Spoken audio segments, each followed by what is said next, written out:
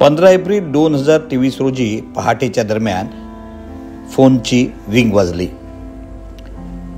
काहीतरी अघटित घडलं असेल असंच त्यावेळेस वाटलं आणि नेमकं घडलं होतं देखील तसंच। बोरघाटाच्या खोल दरीमध्ये एक प्रवासी बस कोसळली होती। बस कोसळल्यानंतर निश्चितच त्या ठिकाणी आमच्या टीमसह इतर टीमची देखील गरज होती, म्हणूनच आम्ही लागलीच इतर टीमना अर्थात शिवदुर्ग मित्रमंडळ, सह्याद्री प्रतिष्ठान, यशवंती हायकर्स अशा सर्व संस्थांना कॉल दिला। एकामागोमाग एक सर्व संस्था आमच्या मदतीला आल्या आणि सर्वांच्या संयुक्त प्रयत्नानं एक मोठं रेस्क्यू ऑपरेशन पार पडलं।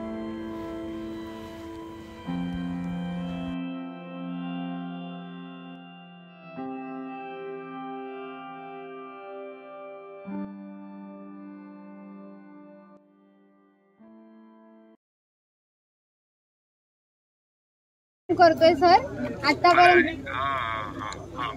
आतापर्यंत जेवढ्या मुलांना लागलं होतं त्यांना आम्ही प्राथमिक उपचार करून MGM ला शिफ्ट केलंय आणि आता जे फेटल आहेत त्यांची बॉडी रिकव्हर केली जाते सर।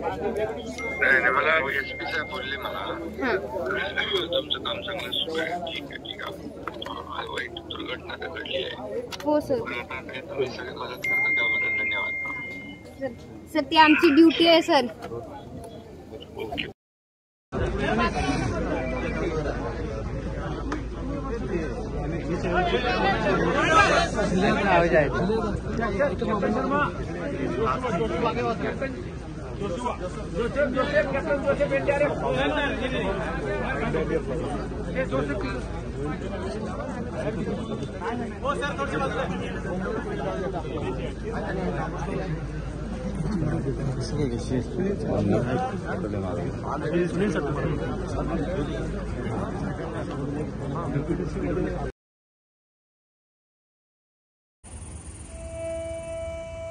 पंधरा एप्रिल 2023 रोजी जी घटना घडली होती, ती जी बस होती ती बस या ठिकाणी ज्या ठिकाणी ही गाडी येते त्या ठिकाणून झाली होती आणि या ठिकाणच्या डोंगराला तीन धडक दिली होती आणि या ठिकाणी आज जे बॅरिकेड दिसत आहेत की हे ऑब्स्टॅकल्स दिसत आहेत हे त्यावेळेस काहीच नव्हते आणि बस थेट याच ठिकाणून अशी दरीमध्ये कोसळली होती।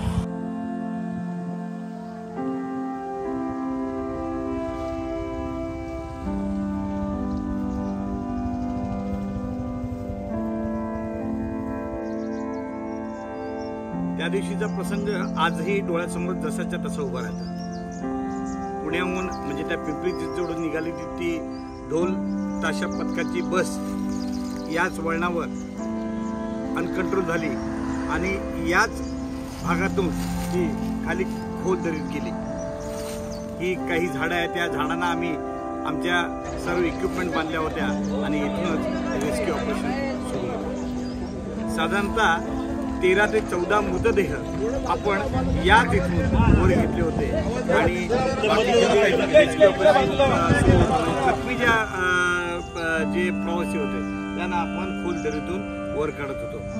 हा एक टप्पा डेथ बॉडी रेस्क्यू करण्यासाठी होता, म्हणजे वर घेण्यासाठी होता आणि एक दुसरा टप्पा आहे त्या टप्प्यावरून आपण जखमी लोकांना वर घेत होतो। ही घटना घडण्यापूर्वी काही दिवस अगोदर या दरीमध्ये एक युवक मोटरसायकलसह कोसळला होता। त्याला वाचवण्याकरता वाट शोधताना ह्या वाटेची आम्हाला माहिती मिळाली होती आणि ज्या वेळेला ही घटना घडली त्यावेळेला याच वाटेचा वापर, याच या दरीचा वापर आम्ही जखमी प्रवाशांना वर घेण्यासाठी केला होता आणि येथूनच अत्यंत खडतर पद्धतीने कसोशीचे प्रयत्न करून वेगवेगळ्या यंत्रणा राबवून या ठिकाणी आम्ही सर्व जखमींना बाहेर घेतले होते। घटना घडल्यानंतर काही वेळातच सर्व महाराष्ट्रभर या घटनेची माहिती प्रसारित झाली होती। त्यानंतर काही वेळातच सर्व शासनाच्या यंत्रणा या ठिकाणी दाखल झाल्या होत्या। महाराष्ट्राचे विद्यमान मुख्यमंत्री एकनाथजी शिंदे साहेब याच ठिकाणी आले होते।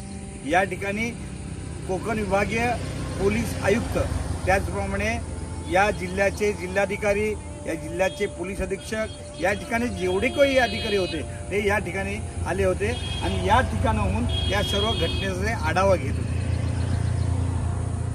या बॅरिकेडची निर्मिती देखील अपघात झाल्यानंतर काही दिवसातच केली गेली होती आणि इकडूनच ती बस थेट त्यात आता जी बॅरिकेडिंग आहे त्याच्या पलीकडे गेली होती।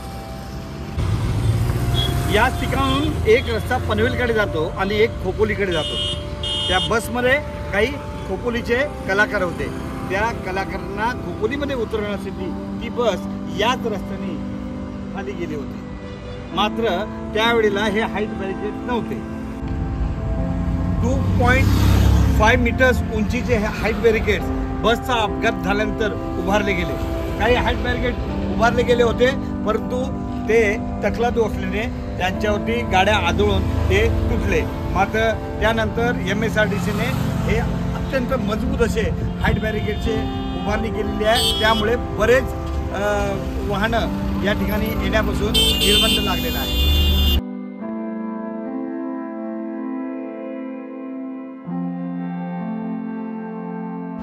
काळाचा महिमा काळच जाणे, कठीण तुमचे असे अचानक जाणे। आजही घुमतो स्वर त्या ढोल ताशांचा कानी, अजूनही यावर विश्वासच बसत नाही। देव त्यांच्या आत्म्याला शांती देवो आणि त्यांच्या परिवाराला या दुःखातून सावरण्याची शक्ती देवो। सर्वांना भावपूर्ण श्रद्धांजली।